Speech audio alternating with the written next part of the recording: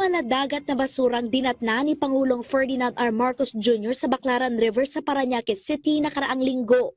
Ito na ngayon matapos linisin ng MMDA at makapaghakot ng tone-toneladang basura na karamihan ay plastic.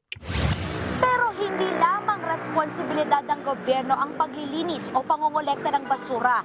Partikular na yung mga supot o plastic na pinaglagyan ng mga produkto na gawa ng mga manufacturer. Alinsunod kasi sa Extended Producer Responsibility Law, ngayong 2026, obligasyon ng malalaking kumpanya na bawasan o i-recover ang 60% ng kanilang mga plastic packaging waste. Kapag hindi nag-comply, bibigyan po sila at papatawan ng penalty.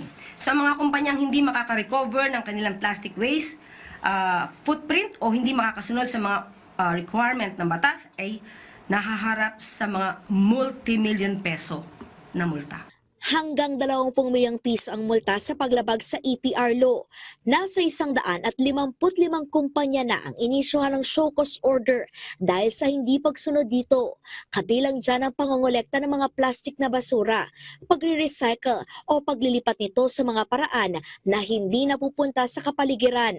Pwede rin magsagawa ng buyback o pagbili ng ginamit na plastic waste. Hindi kailangan parehong brand ang ma-recover, basta kadubas ng uri o dami ng plastic waste na kanilang nilikha. Sabi ng Malacanang, marami na rin umanong sumusunod sa EPR law. Halimbawa, noong 2024, ang audited recovery rates ay umabot sa 59.98% para sa rigid plastics at 56.33% para sa flexible plastics na mas mataas sa legal target na 40%.